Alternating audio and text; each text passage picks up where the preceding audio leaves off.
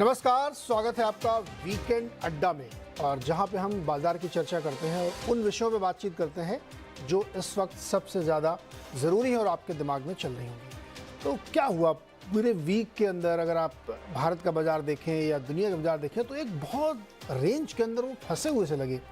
ऐसा लग रहा था जैसे कोई उनको आगे पीछे बढ़ने से रोक रहा है। और एक बहुत ही सिचुएशन अजीब सी थी जिससे ये एनालाइज करना बड़ा मुश्किल हो रहा था कि बाजार में दरअसल चल क्या रहा है, उसके अंदर खाने में क्या चल रहा है। दोनों जगह, भारत में भी और अमेरिका में भी, रिजल्ट सीजन चल रहा है। तो कहीं कहीं अच्छे रिजल्ट्स आ रहे हैं तो वैसा रिएक्शन आ रहा है, कहीं कमज़ोर रिजल्ट्स आ रहे हैं तो वैसे उनकी पिटाई हो रही है। तो इस परिस्थिति में क्या है बाजार का मूड और उसका अंडरटोन क्या है, इसको हम आज डिकोड करने की कोशिश करेंगे, क्योंकि वो समझ में आना बहुत ज़रूरी है कि बाजार की अंदर की मंशा क्या है और कौन उसको रोक रहा। गिर भी जाए तो ठीक है कि उसमें करेक्शन आ रहा है, लेकिन वो भी नहीं आ रहा है तो बाजार ये फंस गया है। इसको समझने की कोशिश करते हैं। तो आज हमने 3 विषय रखे हैं जिनको हम समझेंगे। पहला विषय ये है कि जो असली खबरें आ रही हैं वो अमेरिका से आ रही हैं, जिसकी वजह से हमारे बाजार में असर पड़ रहा है। कुछ समय पहले तक आपने याद किया होगा कि फेडरल रिजर्व की तरफ से ऐसा लग रहा था कि थोड़ा सा वो शांत हो रहे हैं, लेकिन अब फिर से बिल्कुल हॉकिश कमेंट्री आ रही है। उनके 3 गवर्नर ये बोल रहे हैं कि नहीं, ब्याज दरें हम बढ़ाते रहेंगे। और बैक टू बैक मई और जून की बैठक में बढ़त की आशंकाएं जताई जा रही हैं। दूसरा एक बहुत बड़ी चिंता का कारण ये हो रहा है कि क्या वाकई अमेरिका में मंदी आने वाली 1-1.5 महीने बाद, रिसेशन की फेयर्स हैं, इस वजह से अच्छे नतीजों के बावजूद अमेरिकी बाजार नहीं चल रहा है, या वो एक टेक्निकल लेवल है कि वो 4,4100 के आसपास S&P अटक गया है। ये भी एक बड़ा मुद्दा है। तो एक रिसेशन, फेड क्या करने वाला है, और तीसरा मुद्दा जो बिल्कुल प्योरली इंडियन से है कि इंडियन मार्केट में चल क्या रहा है। यहाँ पे बैंक्स उसको ऊपर ले जाने की कोशिश कर रहे हैं, लेकिन आईटी उसको ड्रैग कर रहा है। इन दोनों के बीच में बाजार हमारा झूलता हुआ दिख रहा है। जितने नतीजे अब तक आए हैं दिग्गजों के आईटी में, उनकी वजह से बाजार को एक मुश्किल हो रही है। और इसमें और थोड़ा डिटेल में समझेंगे कि आईटी में दरअसल हो क्या रहा है। इन्हीं बातचीत करेंगे। हमारे साथ जो आज के मेहमान, मैं आपका उनसे परिचय कराऊँ। संजय सिन्हा जी हमारे साथ हैं, सिट्रस एडवाइजर के फाउंडर हैं। संजय से बहुत बहुत स्वागत है आपका सर। अनुराग शाह, मैनेजिंग पार्टनर एनसिट कैपिटल के, जो अमेरिका से हमारे साथ जुड़ते हैं। और साथ ही कीर्तन शाह है हमारे साथ, founder and CEO Credence Wealth adviser के। अनुराग सिंह है, ये मैंने पिछली बार भी अनुराग शाह कहा था कि क्या मतलब शाल होंगी बहुत चलती है, इसलिए मैंने कहा लेकिन अनुराग सिंह। तो बहुत बहुत स्वागत है आप लोगों का। अनुराग, एक एक विषय लेंगे हम। पहले ये समझेंगे कि फेड रुकेगा नहीं, जो हमने अपना टाइटल दिया है ऑन द शो का, कि पहले ऐसा लग रहा था कि फेड को ये डर होगा कि बैंक की इतनी बड़ी क्राइसिस हो गई, मुश्किलों के दौर से वो गुजर रहा है।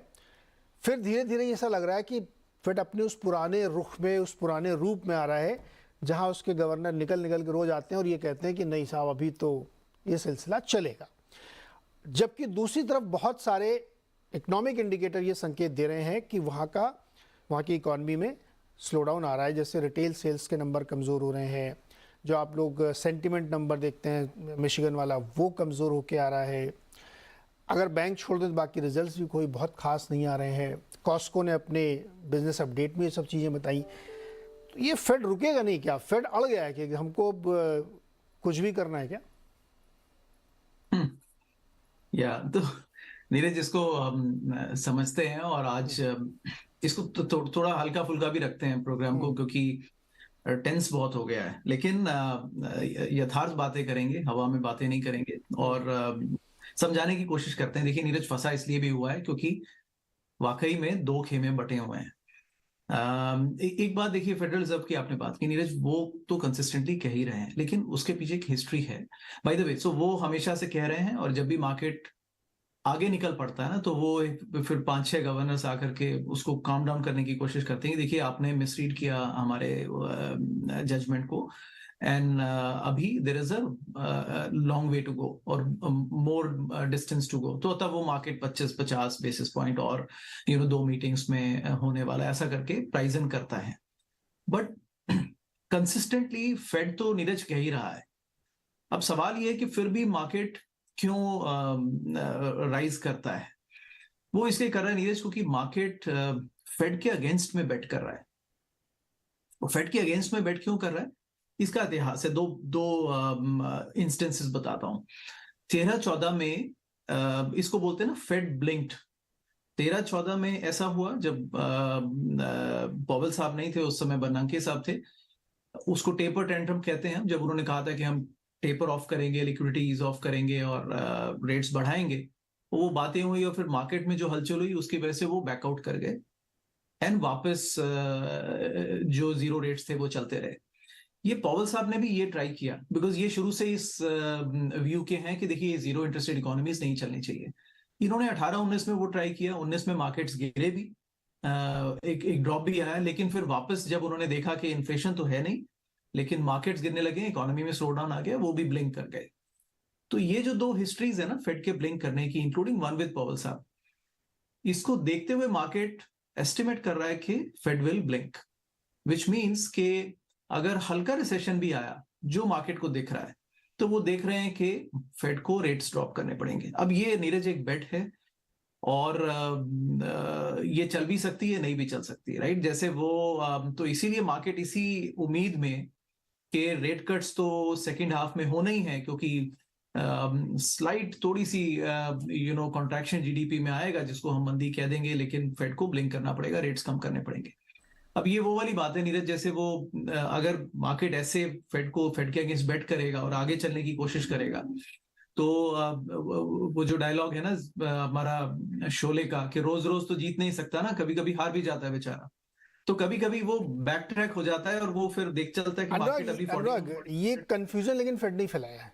देखिए उनके मिनट्स देखिए आप, उसमें उन्होंने 50 बेसिस भी डिस्कस किया, 25 बेसिस भी डिस्कस किया, मंदी भी डिस्कस किया, पॉज भी डिस्कस किया और उसके बाद 25 बेसिस पॉइंट बढ़ाया। अब ये कन्फ्यूजन तो उन्होंने फैलाया ना, तो मार्केट क्यों नहीं एज्यूम करेगा कि ये, अब जब इतने डाइवर्स व्यूज हो रहे हैं, बैंक क्राइसिस वो देख रहे हैं, तो हो सकता है रुक जाए। दूसरा ये आप जो कह रहे हैं कि फिर सेकंड हाफ में कट भी आ सकता है क्योंकि एक हल्के सेशन की, तो जब कट करने की नौबत आ रही तो उससे अच्छा पॉज कर देना। नहीं तो मैं इस कैंप में नहीं हूं कि कट आएगा। हाँ, मेरा व्यू है नीरज, हायर फॉर लॉन्गर, और वो कंसिस्टेंटली रहेगा, वो फेड कह भी रहा है। I address the first part जो आपने रेस किया, कट आने की उम्मीद नहीं है, क्योंकि मार्केट क्या मिस कर रहा है कि वो पिछले 2 बार जब फेड ने ब्लिंक किया वो इन्फ्लेशन की तो प्रॉब्लम थी ही नहीं।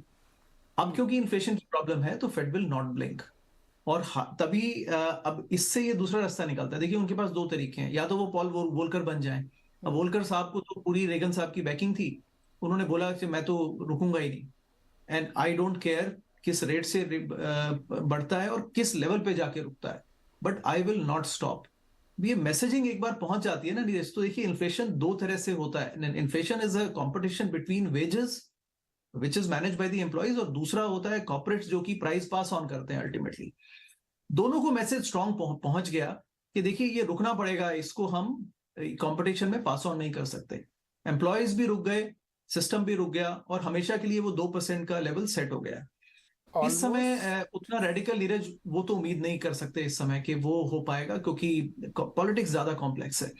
लेकिन ये जरूर वो कह रहे हैं कि हम बजाय के ज्यादा रेट से बढ़ाते जाएं, हम धीरे धीरे बढ़ाएंगे, लेकिन हायर फॉर लॉन्गर वो कंसिस्टेंटली कह रहे हैं कि चलिए अगर हम पॉज भी ले लेते हैं ना, तो हम 5% पे रुके रहेंगे 1.5 साल तक। मुझे नहीं लगता मार्केट उसके लिए रेडी है, और अगर 5% 1.5 साल तक रहेगा मार्केट, तो Neeraj market should be much lower than it is now, right? फिर तो S&P तो भाई पॉल वॉल्कर तो बन ही गए ना, 5 को अगर हम 25 में तोड़ें तो 20 बार तो हो गया।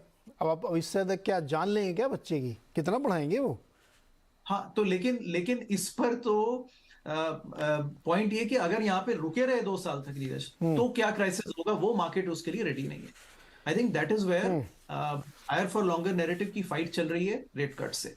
मुझे नहीं लगता नीरज इतना बड़ा सिचुएशन ऑन द ग्राउंड देखें तो वो जो बात है ना कि वेजेस हाइक भी ड्यूली हो रहे हैं और कंपटीशन कंपनीज जो है प्राइस राइज भी पास ऑन कर रही हैं, तो उस नैरेटिव में नीरज वो एक जिसको बोलते हैं ना, वो हमें समय गुजारना पड़ेगा। इट्स अ स्लो ग्राइंड, और वहां स्लो ग्राइंड में कोई उसका इजी आंसर नहीं है Neeraj. Even I don't know, but point is I can only tell के मेरी बेट्स कहां पर है नीरज। चलिए सिचुएशन को थोड़ा और डीप समझने की कोशिश करते हैं। संजय जी, मैं आपके सामने 2 सर्वे रखता हूँ जो इसी अप्रैल महीने के लिए आए हैं। एक बैंक ऑफ अमेरिका का हर महीने आता है ग्लोबल फंड मैनेजर सर्वे। उसमें ये दिखाया गया कि 1 साल में इकॉनमी और कितनी कमज़ोर हो सकती है, तो 63% लोगों का मानना था कि कमज़ोर होगी, और इस 63% में पिछले महीने के मुकाबले 13% लोगों का इजाफा हुआ है। यानी पहले जो 50% मानते थे, अब 63% मानते हैं कि इकॉनमी वीक होगी। इसके साथ ही उनसे पूछा गया कि प्रॉफिटेबिलिटी पे क्या असर पड़ेगा, तो उनका मानना है कि प्रॉफिट्स ग्लोबली कंपनियों के कम होंगे। 68% लोगों का ये मानना है, और इसमें मंथ ऑन मंथ 11% की इजाफा हुआ है। और 84% लोग मानते हैं कि एक साल के अंदर CPI नीचे आएगा। अब देखिए यहाँ पे वो मान के चल रहे हैं कि इसकी वजह से गिरेगा। फिर उनसे पूछा गया कि इक्विटी का एलोकेशन आप कैसे करेंगे, तो 29% लोग अंडर वेट हैं, और ये भी पिछले महीने के मुकाबले 2% बढ़ के आया है। केवल 10% लोग बॉन्ड एलोकेशन में अपने आप को ओवरवेट बता रहे हैं, और इसमें 9% की राइज है। यानी पिछले महीने तक जो लोग मान रहे थे कि बॉन्ड में बहुत कम जाएंगे, अब वो 10% लोगों की संख्या हो गई है। इसके अलावा एक और सर्वे है CIO का, जो कि CNBC ग्लोबल ने किया है। इसमें 400 लोगों ने पार्टिसिपेट किया था ग्लोबली, और इस सर्वे में ये कहा गया है कि क्या S&P और गिरेगा, S&P 500। 68% लोग मानते हैं कि हाँ, ये और गिरेगा। क्या बॉटम के करीब है, ऐसा सिर्फ 16% लोगों को मानना है। तो जो अनुराग कह रहे हैं ना कि ग्राइंडिंग चल रही स्लो, वो काम करेगी। और क्या इसमें एक रैली शुरू होने वाली, कुछ लोगों ने ये सवाल भी पूछा, तो उसके पक्ष में भी केवल 16% लोग हैं। S&P कितना गिर सकता है, ये सवाल जब पूछा गया, तो 55% लोगों का मानना है कि ये 3500 तक जाएगा। 3500 के नीचे भी जा सकता है, 13% लोग ये भी मानते हैं। अगर हम तीनों को जोड़ दें तो करीब 70% बैठता है। इस तरीके की जो क्या कहें, निराशा की इस तस्वीर इन CIOs और फंड मैनेजर के बीच में बनी है, ये क्या तस्वीर पेंट कर रहे हैं सर ग्लोबली? संजय जी। तो देखिए नीरज जी, जिस तरह से फेड ने इंटरेस्ट रेट्स पिछले एक साल में बढ़ाए हैं 500 बेसिस पॉइंट से ऊपर, उसको अगर आप भारत के रेट हाइक से कंपेयर करें और देखें कि उसका परिणाम क्या हो रहा है, तो RBI ने पिछले 11 महीनों में करीब 200 बेसिस पॉइंट से रेट बढ़ाए, और अब होम लोन के जो इंटरेस्ट रेट्स हैं वो 9% से ऊपर हो गए हैं for most of the middle class salaried house holds. इसका परिणाम अगर आप देखें तो आप देखेंगे कि जो दिसंबर का क्वार्टर था, वहां पर रियल एस्टेट ने कहा कि उनकी डिमांड में कुछ तो कमी आ रही है इस रेट हाइक से। प्लस 9% से ऊपर का रेट होने पर अब हर कोई चाहता है कि वो किस तरह से अपने होम लोन को कम करे। तो इसी को अगर आप एक्सट्रापोलेट करें यूएस के कॉन्टेक्स्ट में, तो 500 बेसिस पॉइंट की जो रेट हाइक हुई है, उसका डिलेड इम्पैक्ट जो है वो अब यूएस इकोनॉमी में आना शुरू हो जाएगा। और जैसा कि फेड का स्टेटमेंट रहा है कि वो इस ऊंचे दर को काफी समय तक कंटिन्यू करेंगे, यानी कि वो जो भार है वो उस इकोनॉमी में काफी हद तक और लंबे समय तक महसूस किया जाएगा। यूएस में अगर आप फेड की मिनट्स को भी देखें तो रिसेशन की प्रोबेबिलिटी को लेके अब बहुत ज्यादा डिवाइडेड व्यूज नहीं है। अब ज्यादातर लोग ये मान रहे हैं कि यूएस में रिसेशन होगा। अभी जो डिबेट है वो है कि क्या वो हार्ड लैंडिंग होगा और whether it will be a soft landing. अगर वो हार्ड लैंडिंग की तरफ जाता है या सॉफ्ट लैंडिंग की तरफ जाता है, कॉर्पोरेट प्रॉफिट्स पर उसका असर पड़ना बिल्कुल निश्चित है। और चूंकि लॉन्ग टर्म में इक्विटी मार्केट्स अर्निंग के अनुसार ही चलते हैं, तो अगर अर्निंग्स पर दबाव पड़ेगा तो फिर मार्केट्स की वैल्यूएशन जो है उसको जस्टिफाई करना मुश्किल होगा, और इसी कारण मैं समझता हूं कि वहां पर गिरावट है। रही बात कि इसका पूरे विश्व पर क्या असर पड़ेगा, तो अगर आप देखें तो अगर वहां पर रिस्क ऑफ का एनवायरनमेंट पैदा होता है, यानी कि लोग रिस्क लेने से कतराते हैं, तो इस मार्केट में अगर पैसा लगाने के लिए तैयार नहीं है तो वो इमर्जिंग मार्केट्स में तो पैसा लगाने के लिए और भी घबराएंगे, क्योंकि उस लेवल की डिफरेंशिएशन कि कुछ इमर्जिंग मार्केट्स ज्यादा अच्छा प्रदर्शन दे सकते हैं कॉर्पोरेट परफॉर्मेंस में, वो डिफरेंशिएशन करना उनके लिए मुश्किल होगा। और शायद ये ही एक कारण रहा है कि भारत में पिछले कुछ महीनों में, इस महीने को छोड़ दें तो पिछले कुछ महीनों में बहुत बड़ी बिकवाली FIIs द्वारा देखी गई है। और यही जो कॉन्टेक्स्ट है उसमें देखिए एक कॉन्ट्राडिक्शन भी है। जहां पर यूएस के मार्केट्स नीचे की तरफ जा रहे हैं, वहीं यूरोप के जो मार्केट्स हैं वो ऊपर की तरफ जा रहे हैं। इनफैक्ट कुछ मार्केट्स तो ऐसे भी हैं जो कि 52 वीक हाई की तरफ जा रहे हैं। तो शायद ये जो अग्रेसिव रेट हाइक की साइकिल यूएस में चली है, उसका असर शायद वहां पर ज्यादा हो। और ये भी संभव है कि अगर हम माने कि स्टॉक मार्केट एक एडवांस बैरोमीटर है इकोनॉमी का, तो संभव है कि यूएस में जो हाई इन्फ्लेशन की दर आज देखी जा रही है, शायद ऐसा उम्मीद किया जा रहा है कि ये दर जो है वो आगे जाकर स्टेबलाइज करेगी। और वहां पर ऐसे भी अगर आप देखें तो रेट हाइक की जो दर रही है वो उतनी अग्रेसिव नहीं रही है जितना कि यूएस में रही।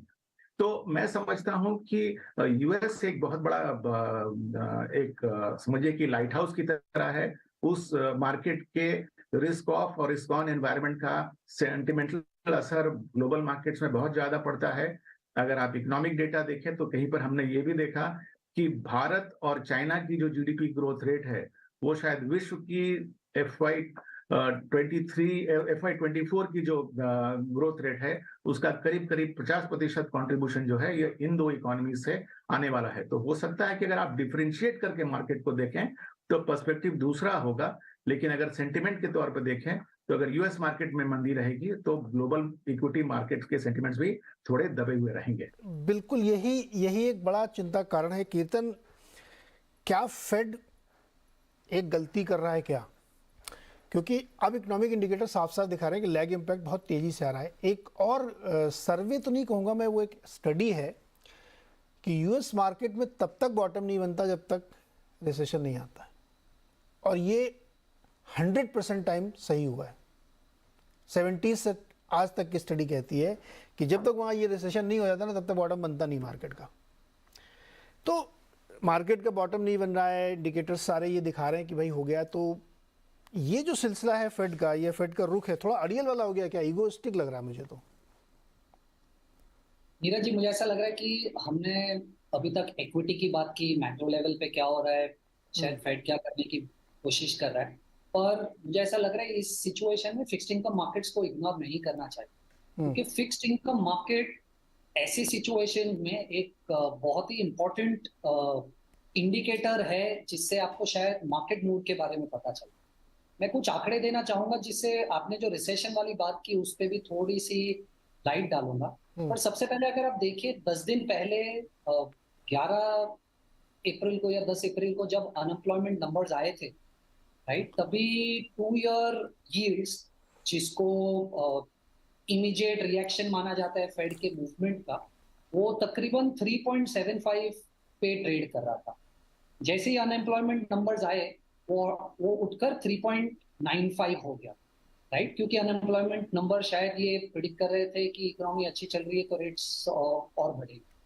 पर आप देखिए उसके बाद इमीडिएटली 2 दिन बाद क्या हुआ, जो संजय जी ने भी हाईलाइट किया शायद, कि फेड की मीटिंग्स की मिनट्स जब बाहर आई तो उसमें अनोनिमस अंडरस्टैंडिंग ये थी कि सेकेंड हाफ में आपको शायद रिसेशन देखने मिले।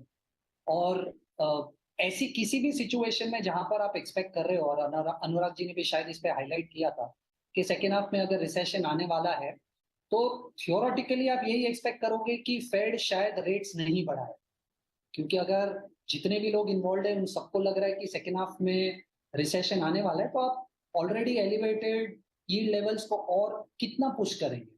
पर immediately minutes of the meets आने के बाद जब मार्केट में थॉट प्रोसेस ये होना चाहिए था कि अब फेड रुक जाएगा, आप देखिए 2 ईयर यील्ड जो 3.95 पे था वो आज 4.15 पे ट्रेड कर रहा है। कहने की ये कोशिश कर रहा हूँ कि जब से पिछले 10 दिन से जब अनएम्प्लॉयमेंट नंबर्स आए, फेड की मिनट्स ऑफ द मीटिंग्स आई है, इन्फ्लेशन डेटा आया है, तब से लेकर आज तक 10 दिन में 2 साल वाला यील्ड 3.75 से 4.15 हो गया, जो 40 बेसिस पॉइंट्स बढ़ गया है। अब मार्केट, फिक्स्ड इनकम मार्केट, ये क्लियरली आपको इंडिकेट कर रहा है कि इररिस्पेक्टिव इक्विटी मार्केट्स ऊपर जा रहे हैं या नीचे जा रहे हैं या फेड क्या कमेंट्री दे रहा है, फिक्स्ड इनकम मार्केट में मेरे हिसाब से ये क्लैरिटी है कि आपकी 25 बिप्स तो डेफिनेटली बढ़ने वाली है। ये इंडिकेशन आपको फिक्स्ड इनकम मार्केट से मिले। अब ये फिक्स्ड इनकम मार्केट अपने कॉन्टेक्स्ट में क्यों इतना इंपॉर्टेंट है? और अब मैं आपके वो जो रिसेशन वाले एंगल पे थोड़ा सा डेटा शेयर करना चाहूंगा। आप देखिए 1970 से लेकर आज तक, तो हम तकरीबन पिछले 50 सालों की बात कर रहे हैं, बैंकिंग लिक्विडिटी राइट में कॉन्ट्रैक्शन सबसे ज्यादा है इस साल। यानी पिछले 50 सालों में बैंक्स में डिपॉजिट का कॉन्ट्रैक्शन इतना ज्यादा कभी नहीं हुआ। ये सब पैसा high yielding money market bonds में या मनी मार्केट फंड्स में जा रहा है। मनी मार्केट फंड्स में आज रिकॉर्ड $5 ट्रिलियन तक का इन्वेस्टमेंट्स ऑलरेडी है। क्यों? क्योंकि बैंक्स में उतने ल्यूक्रेटिव रेट्स मिल ही नहीं रहे कि पैसा बैंकिंग सिस्टम से निकल रहा है और high yielding money market bonds में जा रहा है, राइट? ऑफ कोर्स जो बैंकिंग क्राइसिस हुआ उसका भी एक इम्पैक्ट है कि पैसा यहाँ मूव हो रहा है। पर अब आप प्रैक्टिकली सोचिए कि अगर इतना ज्यादा पैसा बैंकिंग सिस्टम से निकलकर, डिपॉजिट से निकलकर high yielding money market yields में जा रहा है, तो मार्केट पार्टिसिपेंट्स क्या सोच रहे हैं? ऑफ कोर्स ये एक तरीका हो सकता है सोचने का कि शायद वो पैसा लिक्विड रखना चाहते हैं कि ये पैसा जब मार्केट्स में आएगा तो मेल्टअप हो सकता है। पर अगर आप हिस्टोरिकल डेटा पॉइंट्स देखें नीरज जी, तो ये situation has always been negative for the markets. मैं आपके साथ कुछ डेटा शेयर करता हूँ। 2000 और 2002 के बीच में ये सेम सिचुएशन हुई थी जब मनी मार्केट फंड्स में लिक्विडिटी बहुत एक्सट्रीम हो गई थी। We know what happened post the markets. Exactly same चीज हुई थी 2007-2008 में। मनी मार्केट फंड्स में लिक्विडिटी अग्रेसिवली बढ़ गई। आपने ये सेम चीज 2020 के स्टार्टिंग में देखी। तो अगर हिस्टोरिकल डेटा पॉइंट्स अगर आप देखें कि जब भी मनी मार्केट फंड्स में इतनी अग्रेसिवली एलोकेशन हुई है, that has actually not been good for equity markets. और इक्विटी मार्केट्स में उसके बाद एक अच्छा समय नहीं आया है। इसका इन्वर्स भी आप देखिए, 2009 और 2020 का एंड और 21 में देखिए, मनी मार्केट फंड्स में जैसे ही लिक्विडिटी गिरी, इक्विटी मार्केट्स ने पॉजिटिवली रिएक्ट किया। तो मुझे ऐसा लग रहा है कि अगर आप फिक्स्ड इनकम मार्केट को देखें तो क्लियर इंडिकेशंस है कि इमीडिएटली शायद रेट्स बढ़ सकते हैं। ऐसा फिक्स्ड इनकम मार्केट एक कि दो, क्योंकि 2 साल के यील्ड चेतन, एक हाइक और कि 2 हाइक और? मई और जून दोनों में क्या? हाँ कीर्तन, मई और जून दोनों में बढ़ेगा क्या? सर 25 बेसिस तो क्लियर दिख रहा है, क्योंकि आपका 2 साल का यील्ड 40 बेसिस से बढ़ गया पिछले 10 दिन। क्योंकि ये मार्केट इतना ज्यादा इवॉल्व हो रहा है, आपको देखना पड़ेगा जून में क्या हो सकता है। पर मई में तो फिक्स्ड इनकम मार्केट के पॉइंट ऑफ व्यू से काफी क्लियर है कि वो लोग 25 बिप्स एक्सपेक्ट कर रहे हैं।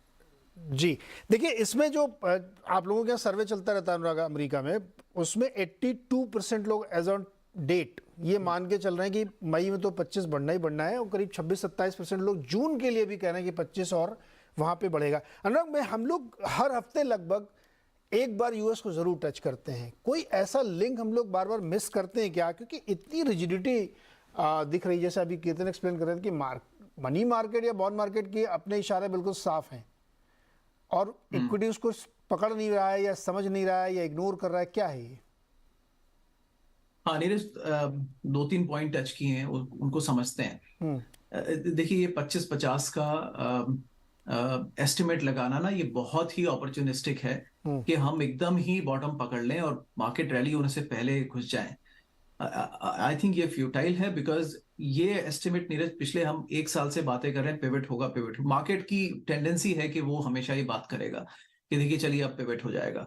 वो जब रेट 3-3.5% थे तब से वो चल रहा है नैरेटिव कुल मिला करके। अब बहुत हद तक क्योंकि उनका रेट हाइक 75 से अब 25 बेसिस पॉइंट पर आ गया है, अभी मार्केट को उम्मीद है कि ऐसा हो जाएगा। मुझे नहीं लगता, मुझे लगता है ये ऑनगोइंग है नीरज, ये 25, और मैं उसके बाद भी श्योर नहीं हुआ है। आई थिंक द रीजन वो 25 पे उतरे हैं इसी कि 25 को आप वो कंटिन्यूसली चला सकते हैं। 75-50 बेसिस पॉइंट मार्केट को थोड़ा स्पूक करता है, तो उन्होंने कहा 25 को हम चलने देंगे। एंड दे अंडरस्टैंड कि इन दिस इकोनॉमी तो अब 15 साल 14 साल 0% रह के अगर 5-6% के बाद 25 बेस पॉइंट भी चलता रहा तो it's very killing for the markets, right? तो पहला ये पॉइंट है। आई थिंक ये हमें एस्टिमेट नहीं लगाना चाहिए Neeraj. I can tell you the ground situation, right? मैं इस, और देखिए बॉन्ड मार्केट अपना एस्टिमेट करेगा, बट वहां पर भी देयर आर पीपल जो एक तरह से बेट ले रहे हैं। We can't say that they are right and equity market is wrong, right? We don't know, we will only know later. But मैं आपको ग्राउंड में बता सकता हूँ नीरज, इन्फ्लेशन बाकायदा है। आप यूनियन के नेगोशिएशंस देख लीजिए, वेज हाइक्स जब वो बातें कर रहे हैं, गवर्नमेंट से कॉन्ट्रैक्ट कर रहे हैं, वो 5% की वेज हाइक की बात कर रहे हैं अगले 5 साल के लिए। तो it's very much persistent. Private sector में नीरज कॉर्पोरेट से बात कीजिए, उनको 4 से 5 से 6% का हाइक देना पड़ रहा है। अगर वो देना पड़ रहा है तो नीरज वो कंज्यूमर को तो पास ऑन होगा ही ना। तो मुझे उसके लिए 3 महीने बाद क्या फेड का डेटा आएगा वो देखने की जरूरत नहीं है। I know it now. तो I really I fail to understand Neeraj इसमें कि कैसे market anticipate, and I think maybe उसके लिए हिस्ट्री है, राइट? मार्केट एक्सपेक्ट करता है कि politics is the strong player, और अगर गवर्नमेंट का सपोर्ट नहीं होगा और रिसेशन आएगा तो गवर्नमेंट विल नज कि भाई अब रेट गिराओ। बट ये प्रॉब्लम 40 साल में एक बार आई है Neeraj. I don't think Fed will lose credibility on this point, right? वो एक बार क्रेडिबिलिटी लूज कर चुके हैं by looking at the data and saying this is transitory, जबकि डेटा लैग से आता है। दूसरी मिस्टेक वो नहीं करेंगे नीरज। सो आई थिंक ये चर्चा पे नीरज हमें दो मत हो सकते हैं Neeraj, but my view is it is so hot on the ground inflation Neeraj कि ये अभी हमें उम्मीद करनी ही नहीं चाहिए। हमें we should live for the world कि जहां 25 बेसिस पॉइंट चलता ही रहेगा जब तक इन्फ्लेशन बैक टू 2% नहीं आता। आपकी बात से मैं सहमत भी हूँ। उसके बावजूद इक्विटी का देखिए एरोगेंस, वो उसको कोई फर्क नहीं पड़ता। ठीक है, बढ़ाते रहो, हम भी खड़े हुए देखते हैं क्या हुआ। ये सिचुएशन है। वहां पर दूसरी पॉइंट वहां पर आता है नीरज, वहां पे पॉइंट आता है अर्निंग्स का। वो सवाल इंडियन मार्केट के सामने भी है। और आपने जैसे हम बात करेंगे टेक्नोलॉजी कंपनीज की, क्यों उनकी रेटिंग हुई थी और कहाँ उनकी रेटिंग अब गिरने लगी, क्योंकि अर्निंग्स ड्रॉप होने लगी या अर्निंग्स की ग्रोथ नहीं दिख रही। अब मार्केट फिर से अर्निंग्स के लिए तैयार है। बैंक्स की अर्निंग आई है, बिग टेक की आएगी। ये भी ध्यान रखना चाहिए कि in the bubble phase, just before the bubble burst, earnings peak पर होती हैं। तो वी शुड नॉट से कि नहीं, ठीक है, वो तो लेटर में लेके आएंगे जब आईटी और बैंक पे आएंगे। Yes Sanjay ji, context set है ये यूएस का, तो एकदम क्लैरिटी है। कीर्तन भी यही कह रहे हैं, अनुराग भी कह रहे हैं कि भैया वो वहाँ से भी इशारे जो बॉन्ड मार्केट से मिल रहे हैं या फेड की तरफ से मिल रहे हैं या इतना रिजिड और रेजिलियंस है इन्फ्लेशन का, तो उससे लगता नहीं। इंडियन मार्केट को क्या हो रहा है? एकदम स्टक सा है, ना इधर ना उधर, बीच में खड़ा हुआ है। क्या चल क्या रहा है यहाँ पे? तो देखिए, पहले भी ऐसा हुआ है कि जिस क्वार्टर में, जिस महीने में क्वार्टरली रिजल्ट्स अनाउंस होते हैं, मार्केट नॉर्मली उस महीने में थोड़ा ज्यादा ही वॉलेटाइल रहता है।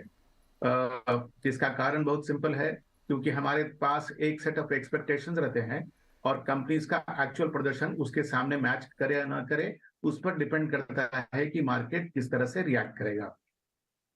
ये महीना जो है ये कुछ ज्यादा ही अनयूजुअल था, क्योंकि जितनी एक्सपेक्टेशन थी आईटी कंपनी से, उससे ना सिर्फ उन्होंने कम प्रदर्शन दिया, सबसे बड़ी जो आघात लगी वो इस बात से कि उन्होंने कुछ आउटलुक साफ सुथरा नहीं दिया, और दिया भी तो बहुत मॉडरेट सा आउटलुक दिया। तो इसको लेके कुछ तो ऑलरेडी कॉशियस थे आईटी सेक्टर पे, और जो नहीं भी थे वो भी उसी खेमे में चले गए।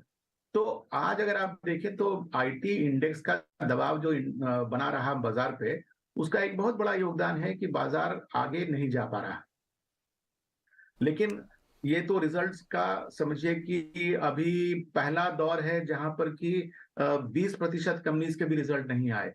अभी तो हम जैसे जैसे आगे बढ़ेंगे और भी कंपनीज के रिजल्ट आएंगे, और जैसा उम्मीद किया जा रहा है बैंक्स, एनबीएफसीज, इनका परफॉर्मेंस जो है वो बहुत ही अच्छा होगा। तो हो सकता है कि बाजार पीछे से इन बातों पर रिएक्ट करे। तो एक तो ये समझता हूं मैं कि ये माइक्रो लेवल पर एक ये कारण है। दूसरा, अगर आप देखें तो पिछले 1.5 साल में इंडेक्स वहीं का वहीं है, लेकिन इस 1.5 साल के पीरियड में जो अगर आप टोटल अर्निंग्स देख लें तो वो करीब 20% से ज्यादा ऊपर चली जा चुकी है। यानी कि जो एक क्रिटिसिज्म भारत के बाजारों की होती थी कि उनकी वैल्यूएशन बढ़ी हुई है, वो क्रिटिसिज्म आज कम होगी, क्योंकि अब इन टर्म्स ऑफ वैल्यूएशन कम से कम पहले से तो 20% बाजार अभी सस्ता हो गया। तीसरी बात, अगर आप देखें तो दिसंबर से लेकर अब तक बाजार में जो गिरावट आई है, बैड न्यूज अब आने शुरू हुए। यानी कि बाजार ने अपने लेवल में उस न्यूज को पहले से भी फैक्टर करना शुरू कर दिया था। तो मेरे ख्याल से हम जहां पर अभी खड़े हैं वहां पर आगे की जो डायरेक्शन है वो बहुत इस बात पर निर्भर करेगी कि हमारा फ्यूचर आउटलुक कैसा होता है। और अगर फ्यूचर आउटलुक पॉजिटिव है तो संभव है कि जो हम लोगों ने फिनोमेना अभी तक देखा कि बाजार पहले गिरा और बैड न्यूज बाद में आया, संभव है कि बाजार चले पहले और गुड न्यूज पीछे से आए। ओके, कीर्तन, क्या इंडियन मार्केट, जैसे अभी संजय जी एक्सप्लेन कर रहे थे बहुत सारी चीज़ें, उसमें एक फैक्टर ये है कि हमने तो लाइन ले ली कि हमको रेट नहीं बढ़ाना, पॉज, ठीक है। अर्निंग्स अभी आनी शुरू हुई हैं, कुछ की आई, कुछ की आने वाली हैं, अभी तो फुल फ्लेजेड चले गए 2-3 महीने। ऐसे में क्या इंडियन मार्केट में रेजिलियंस है? एफआई का जितना नेगेटिव पर्सपेक्टिव पहले था अब उतना नहीं है, अब उस बुरी तरीके से नहीं बेच रहे हैं, तो खरीद भी लेते हैं, और नेट अगर आप देखें लास्ट 2 मंथ में उन्होंने बाइंग भी की है। कंफ्यूजन क्या है मार्केट के दिमाग में? आई थिंक नीरज जी, क्योंकि फंडामेंटल्स और वैल्यूएशंस की बात संजय जी ने की है, तो मैं थोड़ा सा मैक्रो फोकस रखता हूँ। अगर आप 20 तारीख को, यानी कल जो आरबीआई की minutes of the meetings release हुई थी, अगर वो पढ़े तो उसमें कोई डाउट नहीं है कि जितने भी मेंबर्स हैं एनपीसी के, वो सब क्लियर है कि इन्फ्लेशन का खतरा टला नहीं। अब अगर इन्फ्लेशन का खतरा टला नहीं है तो पॉज क्यों किया गया था? पॉज इसीलिए किया गया था क्योंकि हमें शायद ये नहीं पता है कि ग्लोबल सेंट्रल बैंक्स क्या करने वाले हैं, बैंकिंग क्राइसिस जो यूएस में आई थी उसकी वजह से क्या होगा, right. So I think RBI की स्ट्रेटेजी जो हमने लास्ट टाइम भी डिस्कस की थी सही थी कि पॉज ले, मार्केट को, सिचुएशन को अपनी तरीके से इवैल्यूएट करे और फिर देखे आगे क्या करे।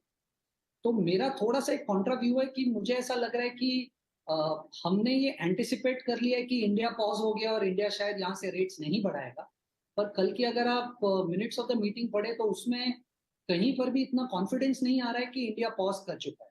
तो मुझे ऐसा लग रहा है कि आरबीआई कहीं 2 चीजों के बीच में फंस गया है कि पॉज तो कर दिया है, पर एमपीसी का कोई भी मेंबर ये कॉन्फिडेंटली नहीं कह पा रहा है कि इन्फ्लेशन इज बिहाइंड अस। तो मुझे ऐसा लग रहा है कि ये बहुत ही अनसर्टेन टेरिटरी में ऑलरेडी हम लोग हैं। एक ब्रेक लूंगा मैं, लेकिन ब्रेक से पहले एक फूड फॉर थॉट छोड़ता हूँ आप लोगों के लिए।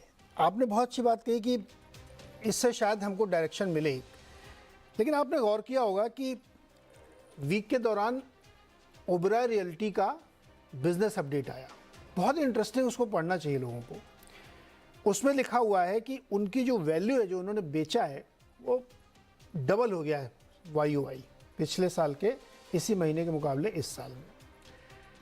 नंबर ऑफ यूनिट्स लेकिन बहुत कट गई, कम है, लेकिन स्क्वायर फुट बहुत ज़्यादा है। अब इसको इंटरप्रिटेशन में आप समझिए कि जो बड़े वाले लग्जरी घर हैं वो कुछ बिके हैं, इसलिए रियलाइजेशन ज़्यादा है, इसलिए स्क्वायर फुट ज़्यादा है, लेकिन नंबर ऑफ यूनिट्स कम है। ये बहुत ही पिकुलियर सिचुएशन है और इसलिए स्टॉक की बढ़िया से पिटाई भी हुई थी, क्योंकि ये बहुत अच्छी सिचुएशन है। एक बार आप देखेंगे तो आपको लगेगा अरे तो डबल हो गया इनका पैसा, लेकिन एक्चुअल में सिचुएशन गंभीर होती जा रही है। बहुत माइन्यूट चीज़ें हैं जो शायद बैंकिंग सेक्टर के लिए भी आगे कोई दिशा इसमें से मिल सकती है। बहरहाल ब्रेक लूंगा, ब्रेक के बाद मैं बात करूंगा कि बैंक सेक्टर जो है वो मार्केट को रोक रहा है, ऊपर की तरफ ले जाने की कोशिश कर रहा है, लेकिन आईटी सेक्टर उस पर भारी पड़ रहा है।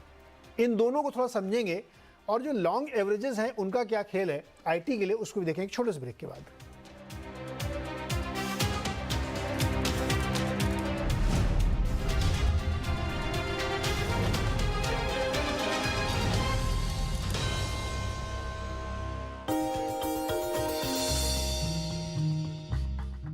डू यू नो में आज हम बातचीत करने वाले हैं देश की सबसे बड़ी पेंट कंपनी एशियन पेंट के बारे में। दरअसल इसका इतिहास तो काफी पुराना है, लेकिन कुछ इंटरेस्टिंग फैक्ट में पहला फैक्ट तो ये कि ये मार्केट कैप के लिहाज से दुनिया की दूसरी सबसे बड़ी पेंट कंपनी है।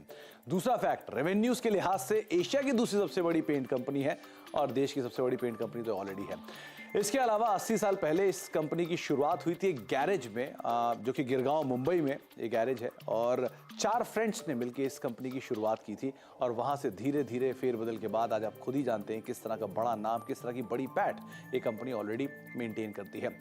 एक ऐसा भी समय था वर्ल्ड वॉर 2 में जब ज्यादातर पेंट इंपोर्टर्स जो थे वो बैन हो गए थे, लेकिन उस सिचुएशन के बाद आज की सिचुएशन तक आते आते देश की नंबर 1 पेंट कंपनी के तौर पर शुमार होते हुए दिखाई पड़ी है। इसके अलावा एक और इंटरेस्टिंग फैक्ट ये भी है कि जो एक इस कंपनी का लोगो है या मैस्कट है गट्टू, उसकी शुरुआत जो है वो लेजेंडरी इलस्ट्रेटर RK लक्ष्मण साहब ने की थी और उस समय पर एक कॉन्टेस्ट भी रन किया गया था कि जो उस मैस्कट का नाम तय करेगा उसको इनाम दिया जाएगा 500 रुपए के आसपास का।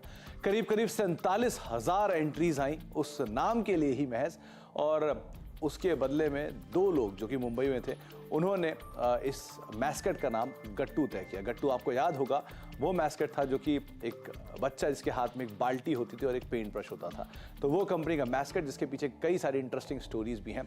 और इस तरह कुछ इंटरेस्टिंग फैक्ट के साथ आप सुन रहे थे दुनिया की दूसरी सबसे बड़ी in terms of market cap, Asia की दूसरी सबसे बड़ी इन टर्म्स ऑफ रेवेन्यू और देश की सबसे बड़ी पेंट कंपनी एशियन पेंट्स के बारे में। कुछ और फैक्ट लेकर भी आते रहेंगे।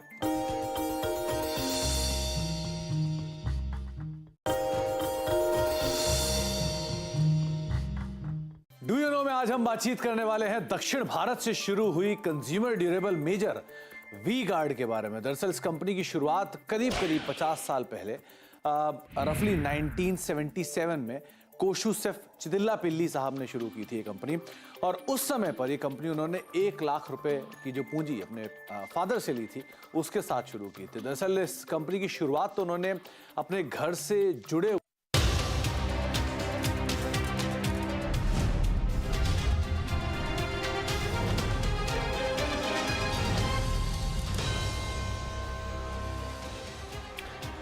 स्वागत है एक बार फिर से आपका। और अब हम बातचीत करेंगे आईटी वर्सेस बैंक, दो जो सबसे बड़े सेक्टर, सबसे सुपरस्टार सेक्टर और सबसे एक्टिव सेक्टर इंडियन मार्केट के, उनका हाल क्या है देखिए, उसको समझने की कोशिश करते हैं।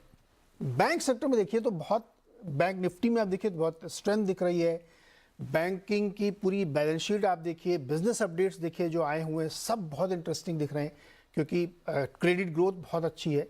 17-18% की एवरेज क्रेडिट ग्रोथ निकल के आ रही है, और रिटेल लोन की तो बहुत ही ज़बरदस्त निकल के आ रही है। आप कह रहे हैं लोग कि कॉर्पोरेट ग्रोथ भी बहुत अच्छी आएगी, तो इनके एनपीएस बिल्कुल डिकेट्स लो पे चल रहे हैं। गवर्नमेंट की बैलेंस शीट बहुत स्ट्रांग है, कॉर्पोरेट की बैलेंस शीट स्ट्रांग है और बैंकों की स्ट्रांग है, तो बैंक सेक्टर बिल्कुल पॉइज्ड है कि ऊपर चलें। लेकिन जैसे वो चलने की कोशिश करता है तो आईटी सेक्टर जो इस समय सबसे ज़्यादा मुश्किल के दौर से गुजरा है वो भारी पड़ता है। तो उसको कुछ जरा डेटा के थ्रू समझने की कोशिश करते हैं कि आईटी सेक्टर में हो क्या। मैंने 2015 से लेकर के 2023 तक के एनुअलाइज्ड मल्टीपल्स निकाले निफ्टी आईटी के, तो जो आप देखिए ईयरली आपके सामने नंबर हैं। 21-22 से लेकर के 2017 में एक बार 16-17 पे गया, फिर उसके बाद 19 में 23-23.5 आ गया, फिर 20 में चूंकि कोविड था तो एकदम से गिर के 15, लेकिन वहीं से राइज मार के फिर वो 28 तक गया और वहां से फिर 35-36 तक गया 2022 में, फिर वहां से 23, और इस समय 2023 में अगर आप देखें तो नीचे है, लेकिन एवरेज अभी भी 22-22.5 का मल्टीपल है। अब इसी को आप कंपनी में ट्रांसलेट करके देखिए। अगर आप कंपनी वाइज जाएंगे तो गिरने के बावजूद अभी भी इनके मल्टीपल्स बहुत ज़्यादा हैं। एल्टीमाइंट्री 35-36 पे, परसिस्टेंट 37 पे, टीसीएस 27 पे, इन्फोसिस की धुआंधार पिटाई के बावजूद 21 के मल्टीपल पे चल रहा है। तो अगर किसी को पैसे बनाने हैं तो एक स्टडी ये कहती है कि आपके इंडस्ट्री के एवरेज वैल्यूएशंस और कंपनी की वैल्यूएशन में इतना कंफर्ट होना चाहिए कि आपके पैसे बने। अगर कंपनी का वैल्यूएशन बहुत ऊपर चल रहा है इंडस्ट्री के लॉन्ग टर्म एवरेजेस से, तो आपका पैसा कैसे बनेगा? क्या यही वजह थी कि आईटी पिछले 6 महीने 1 साल से वहीं पे खड़ा है, ना नीचे जा रहा ना ऊपर जा रहा है? अब चूंकि नतीजे आने शुरू हुए हैं और कमेंट्री आ रही है, कुछ लोग कह रहे हैं कि हमारी डील कैंसिल हो रही है, कुछ लोग शुगर कोट करके कह रहे हैं डिफर हो गई है, इसलिए आईटी मुश्किल के दौर में है। अनुराग जी आपसे शुरुआत करें, आप चूंकि धंधा तो वहीं से आता है सारा। बहुत अच्छा है। सो नीरज, 2 बातें इसमें कहता हूँ, शुगर कोट करके ही कोशिश करता हूँ मैं भी। नहीं, शुगर कोट नहीं, आप बिल्कुल खुले बोलिए, खुला। नहीं, वो मेरा शुगर कोटेड भी कई बार काफी ज्यादा खुला हो जाता है। कोशिश करते हैं, देखते हैं क्या निकल के आता है। हाँ। एक तो नीरज, पिछले 1-1.5 साल से मैं कह रहा हूं कि ये 35 के मल्टीपल्स तो आईटी सर्विसेज कंपनीज को नहीं होने चाहिए। अच्छा है, शुक्र है कि अब ये नीचे आ रहे हैं, बहुत जायज है। और अल्टीमेटली 18-19 के ऊपर कोई भी मार्केट लीडर के भी मल्टीपल्स ज्यादा है। एक तो ये कॉन्टेक्स्ट है ये, जो और तो मतलब अभी थोड़ी करेक्शन और ड्यू है। इट डजंट मीन कि ये सस्ते हो गए और ये opportunity and people jump in. ये वैसे ही हो गया जैसे न्यू एज आईपीएस गिरे, लोगों को लगा बड़ी अपॉर्चुनिटीज आ गई, विदाउट रियलाइजिंग कि अल्टीमेटली वो भी शायद ऐसे वैल्यूएशंस नहीं है जहां से एक रनअवे ग्रोथ हो सके। दूसरा पॉइंट नीरज, एक कॉन्टेक्स्ट में देखें आपके लॉन्ग टर्म एवरेजेस, हमने पिछले 15 साल के लॉन्ग टर्म एवरेजेस लगाए, बट ये कंपनीज इंडियन मार्केट पे डिपेंडेंट नहीं है, ये डिपेंडेंट है entirely on US market growth. US market चल रहा था एक स्टेरॉइड पे, जो स्टेरॉइड का नाम है 0% इंटरेस्ट रेट्स।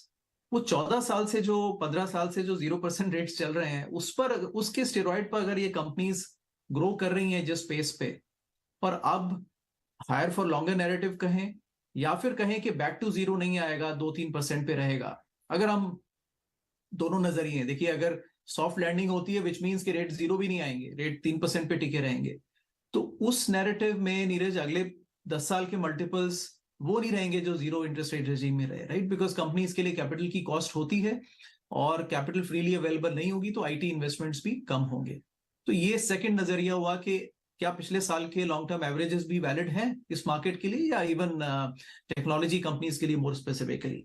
तो इन, और तीसरा नजरिया, ओके नीरज, और मैं काफी बार कोशिश करता हूं कि जो भी बड़े इन्वेस्टमेंट हाउसेस हैं जिनके इंडिया में भी ऑफिसेज हैं, उनके न्यूयॉर्क ऑफिसेज से नजरिया निकालता रहूं कि इमर्जिंग मार्केट इन्वेस्टिंग में क्या नजरिया ले रहे हैं वो लोग। क्योंकि एक छोटा सा पॉइंट है नीरज, अल्टीमेटली अगर इंडियन मार्केट्स को आगे बढ़ना है तो एफआईआईज की नजर में इंडियन मार्केट का जो वैल्यूएशन है ना, वो जो वेटेज है वो 12-13% पे है एमएससीआई में शायद अभी, तो 13 से वो 15 जाएगा, 18 जाएगा, तो मार्केट में ज्यादा पैसा आएगा एफआईआईज का। अभी नीरज व्यू ये बन रहा है कि वो 13% प्रीटी मच एक पीक है, और एफआईआईज अभी कंफर्टेबल नहीं है कि उस 13% विंडो को ब्रीच करें, अनलेस कोई नए ट्रिगर्स आते हैं, और एटलीस्ट इलेक्शंस तक तो बिल्कुल नहीं। तो अगर वो नहीं करेंगे नीरज, तो यू नो कि इंडियन मार्केट में एक तो 50% of the market is technology and banks, और एफआईआईज की इनमें सबसे ज्यादा होल्डिंग्स हैं, और अगर वो उस वेटेज को बढ़ाने को तैयार नहीं है नीरज, तो at every rise on price they will continue to sell, finally ending with a point where you know people say कि यार हम तो रेंज में फंसे हुए हैं। When retail is asking the question, मुझे थोड़ा फनी लगता है, मार्केट तो रेंज को ब्रेक करता है, वो अपसाइड में भी कर सकता है, डाउनसाइड में भी कर सकता है, बट आप उसको ब्रेक करने ही नहीं दे रहे हैं, क्योंकि आपका एसआईपी और रिटेल मनी इतना आ रहा है तो उसको कंट्रोल किए हुए। अब आप भी रुक जाइए तो एफआईआई भी रुक जाएंगे, लेकिन आप भी खरीदना नहीं रोकेंगे तो वो भी बेचना नहीं रोकेंगे नीरज। तो कुछ ऐसा गेम चल रहा है नीरज। ये शुगर कोटेड था नीरज भाई। दो अच्छा, यहाँ पे कोई म्यूचुअल फंड के लोग नहीं रहे तो कहते यहाँ पे क्या कर रहे हैं आप लेकिन संजय जी नहीं, ये एक्चुअली ये मतलब इसमें कोई बुराई नहीं करी जा रही किसी की, ये सिचुएशन पेक्युलियर बन गई है। It's a situation. मैं कई बार मैं खुद कहता हूँ कि भाई रुक जाओ ना बाइंग करना, तभी तो गिरेगा यार। अगर नहीं गिराओगे तो ये 35 के मल्टीपल पे कौन खरीदेगा आईटी कंपनी। संजय जी, क्या पी एक्सपेंशन होने की संभावना देखते हैं क्या आईटी में आप लोग, या बाजार इसको देखता है? भाई क्यों देखता है? क्या कंसिस्टेंसी है कि 10 साल से आप वही प्रॉफिट बना रहे हैं क्या? हर तिमाही में हम लोग कांस्टेंट करेंसी ग्रोथ की बार बार सवाल पूछते हैं, जो कि है नहीं। तो फिर जब पी एक्सपेंशन नहीं हुआ है तो ये फिर ये इस तरह के वैल्यूएशंस क्यों हम देंगे आईटी को? तो इसके देखिए दो पहलू हैं नीरज जी। हाँ, एक तो ये है कि कुछ सेक्टर बाजार के फेवर्ड सेक्टर्स हो जाते हैं, और ये इसलिए होता है क्योंकि उनमें एक ग्रोथ की ट्रेजेक्टरी जो है, भले ही एक्स्ट्रॉर्डिनरी ना हो, लेकिन एक स्टेडी ग्रोथ की ट्रेजेक्टरी उन बाजारों में, उन सेक्टर्स में देखी जाती है। उदाहरण के तौर पर अगर आप देख लें तो एफएमसीजी की जो कंपनीज है, उनकी वैल्यूएशन अगर आप कंपेयर करें आईटी के क्षेत्र के कंपनी से, तो उनकी वैल्यूएशन तो बहुत ही ज्यादा है, और ये कई सालों से इस तरह की वैल्यूएशन बनी हुई है। तो चूंकि आईटी क्षेत्र की कंपनीज की ट्रांसपेरेंसी, उनकी कॉर्पोरेट गवर्नेंस की क्वालिटी, और अलग अलग मार्केट सिचुएशन में उनकी एबिलिटी अपने ग्रोथ को बरकरार रखने की जो रही है, तो उसके कारण एक प्रीमियम उनको मिलता है, जिसको कि शायद स्ट्रिक्ट डिस्काउंटेड कैश फ्लो के बेसिस पर अगर आप जस्टिफाई करना चाहें तो शायद ना कर पाए। तो वो जो प्रीमियम उनको मिल रहा है वो हमारे ख्याल से इमीडिएटली बहुत ज्यादा एवापोरेट कर जाएगा या घट जाएगा, ऐसा शायद ना हो। रही बात कि आज अगर उनकी पी में एक्सपेंशन नहीं होता है तो क्या ई में एक्सपेंशन की संभावना है? तो अगर आप देखें तो ग्लोबली, हाँ, टेक्नोलॉजी का जो क्षेत्र है वो जिस तरह से कि वर्ष 2000 में Y2K की अपॉर्चुनिटी के कारण इंडियन कंपनीज के लिए एक अपॉर्चुनिटी के रूप में आया था, वैसे ही कुछ समय पहले जब कंपनीज अपने आप को ज्यादा डिजिटल बना रही थी और उसके अपॉर्चुनिटी को बड़ी कंपनीज ने एक्सप्लॉइट किया। हमारी जो 3 बड़ी बड़ी कंपनीज हैं उनका रेवेन्यू का एक बहुत बड़ा हिस्सा डिजिटल क्षेत्र से आना शुरू हुआ। उसी तरह से आज आर्टिफिशियल इंटेलिजेंस, मशीन लर्निंग, इस तरह की जो अपॉर्चुनिटीज आ रही है, ये इसने टेक्नोलॉजी के क्षेत्र को बिल्कुल झकझोर दिया है। लोग इस पे 2 तरह की ओपिनियन लगाते हैं। एक तो ये कि ये रैंक एंड फाइल जो आईटी के सॉफ्टवेयर प्रोफेशनल्स हैं उनको बेरोजगार कर देगी। दूसरी ये है कि अलग अलग कंपनीज इसको अपने बिजनेस में ढालने की कोशिश करेगी। तो ये एक नया एवेन्यू भी हमारे आईटी क्षेत्र की कंपनीज के लिए खोल देता है। तो किस तरह से ये कंपनीज इसका फायदा उठाती हैं ये तो समय ही बताएगा। लेकिन मेरे ख्याल से अगर जिस तरह कोविड के सिचुएशन में भी इंडियन कंपनीज ने अपने आप को स्टडी रखा और उन्होंने इस अपॉर्चुनिटी को एक्सप्लॉइट किया, संभव है कि आगे जाकर अगर वो इस एबिलिटी को फिर से दर्शाते हैं तो पी एक्सपैंड ना भी करे और ई अगर एक्सपैंड कर जाए तो भी इनके लेवल्स जो हैं वो at least stock price, individual stock price के लेवल्स हो सकता है बढ़ जाएं। अभी तो चूंकि पूरे क्षेत्र में मायूसी फैला हुआ है और उनके जो क्वार्टरली परफॉर्मेंस आए वो इतना डिसअपॉइंट किए हैं। इस तरह के फेजेस आते रहते हैं इस सेक्टर की कंपनीज में, शायद वो मौका भी देते हैं, लेकिन इनको राइट ऑफ करने का समय अभी नहीं हुआ, ऐसा मैं मानता हूं। तो संजय जी, अगर हम 23 का ही अब तक का जो मैंने मल्टीपल देखा वो 23 से ऊपर बैठता तो लाइकली है कि थोड़ा करेक्शन और होगा कि फेयर है, अभी चलेगा, इतना प्रीमियम तो मिलना चाहिए इनको?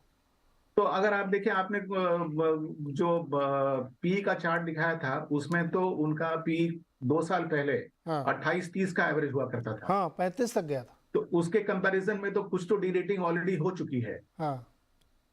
तो मेरा यह है कि मान लीजिए कि ये जो अभी 22-23 की एवरेज प्राइस अर्निंग मल्टीपल है, at the end of the day ये मल्टीपल काफी हद तक तो जैसा कहते हैं beauty lies in the eyes of the beholder, in the absence of other opportunities. अगर दूसरे क्षेत्र में लोगों को इस तरह की क्रेडिबल कंपनीज ना मिले या फिर उनमें क्लियर कट आपको ग्रोथ की संभावना ना दिखे, तो संभव है कि ये जो अभी वैल्यूएशंस हैं वो बरकरार रहें या 1-2 पॉइंट आगे पीछे भी अगर होते हैं और बाद में अगर अर्निंग्स में इंप्रूवमेंट होता है तो फिर ये रीरेट हो जाएंगे। ओके, तो ये एक बेस्ट अवेलेबल चॉइस का भी मामला है अनुराग जी, जो अवेलेबल है उसमें से बेस्ट है ना ये, तो इसके लिए तो आपको 5% देना ही पड़ेगा। कीर्तन भाई, आप तो बहुत नंबर से, डेटा से खेलते रहते हैं दिन भर, आपका क्या व्यू बन रहा है इस सेक्टर पे? अच्छा, अर्निंग्स देखिए इनकी जब आनी शुरू हुई तो तरह तरह की अब चीज़ें आ रही जो यूएस में हो रही हैं, आगे भी और हो सकती है। आपको क्या लगता है, फेयरली वैल्यूड है कि अभी भी महंगे और करेक्शन और बाकी इसमें अभी?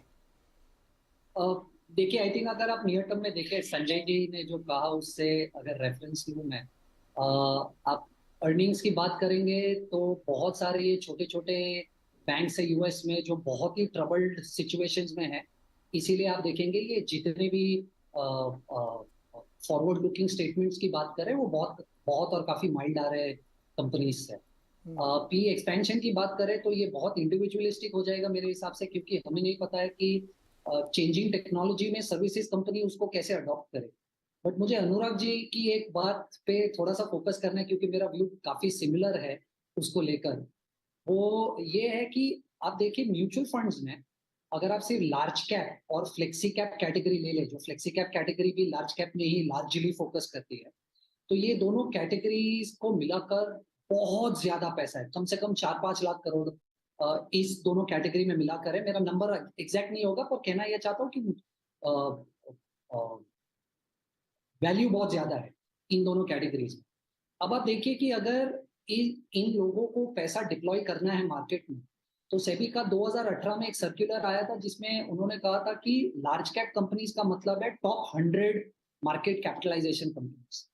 तो हो ये रहा है, जैसे अनुराग जी ने कहा कि आज 14,000 करोड़ रुपए हर महीने एसआईपी के थ्रू मार्केट में आ रहे हैं। अगर आप 2008 में देखें तो मार्केट 67% गिर गया था, क्योंकि शायद एफआईआईज ने $2 बिलियन बेचा था। उससे ज्यादा पैसा तो हर महीना एज SIP आ रहा है। तो अब अगर उतना पैसा मार्केट में आ रहा है और सेबी ने डिफाइन कर दिया है कि क्या लार्ज कैप है क्या मिड कैप है, तो फंड मैनेजर्स के पास स्कोप नहीं है उस रेंज के बाहर जाने का। इसलिए मुझे ऐसा लग रहा है कि लार्जली ये जितनी लिक्विडिटी आ रही है ना, वो बहुत ही कम अपॉर्चुनिटीज को चेस कर रही है।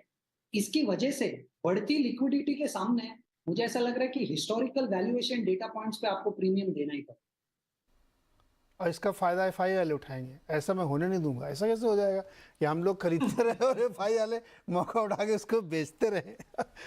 ये नहीं, बहुत इंटरेस्टिंग पॉइंट। आप लोग इस पर एग्री करेंगे कि फंड में पैसा आ रहा है 14,000, ये तो आपने डायरेक्ट बताया 14,000 करोड़, और जो ये पीएफ वाले, इंश्योरेंस वाले, ये कुल मिला के 6-7 लाख करोड़ का आ रहा है साल में।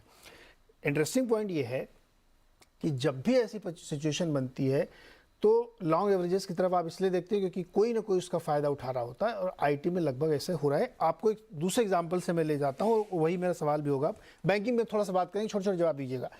आपको याद होगा कि जो PSU बैंक का इंडेक्स था वो लोज पे एकदम ट्रेड कर रहा था, और आप इतिहास उठा के देख लीजिए पिछले 6 महीने के अंदर जिसने आउट परफॉर्म किया वो सिर्फ PSU बैंक इंडेक्स है। ये है लॉन्ग एवरेजेस का खेल, कि अगर यही निफ्टी आईटी का मल्टीपल 14-15 पे हो जाए और स्टॉक का मान लीजिए 20-22 भी रहे, तो आपके पास पैसा बन जाएगा क्योंकि वो कैचअप होगा। लेकिन यहां दोनों अपने लॉन्ग एवरेजेस से ऊपर चल रहे हैं। हालांकि बैंक में अगर आप जाके देखें तो जिस तरह से उनके एक्सपेंशन हो रहे हैं पी के, उनकी बैलेंस शीट क्लीन है, वो लगता है कि वो बेटर पॉइज्ड है। इसीलिए बैंक निफ्टी आपको बार बार इशारे करेगी हम तो चलने के लिए तैयार है, लेकिन ये पीछे से हमारे जो है लंगड़ फंसा देते हैं आईटी वाले। अनुराग जी, बैंक ज्यादा स्ट्रांग है इंडिया में? नहीं, स्ट्रांग दोनों ही है नीरज, बैंक और आईटी दोनों ही स्ट्रांग है। और आई थिंक कीर्तन ने बड़ा अच्छा पॉइंट बोला। वो अब 1-1.5 साल पुरानी बात हो गई है, लेकिन जब से ज्यादा टाइम हो गया है, लेकिन सेबी ने भी कुछ रीडिफाइन करके ना वो कॉन्सेंट्रेशन को बढ़ा दिया है मार्केट्स में। तो ultimately the money flows into concentrated companies जिन पे प्रीमियम एनीवेज आने ही वाला है। तो आई थिंक ये एक अच्छा पॉइंट था जो मैं मिस कर गया था। बट नीरज, दोनों ही बड़े स्ट्रॉन्ग सेक्टर्स हैं, और आई अंडरस्टैंड 4 times बुक वो बेट करना तो किस पे करेंगे? वर्ल्ड में तो नॉर्म नहीं है। अभी आपको बेट करना हो तो आप किस पे करेंगे? अब आप शुगर कोटेड बात कर रहे हैं, ये दोनों अच्छे हैं। कैसे दोनों अच्छे हैं? अभी हम लोग इतना डिस्कस किया। आपको एक पे बेट करना तो आप किस पे करेंगे? अच्छा, ओके, तो बेट कर, तो दोनों अच्छे हैं नीरज, लेकिन अभी नहीं खरीदूंगा इस प्राइस पे। दोनों नहीं खरीदेंगे?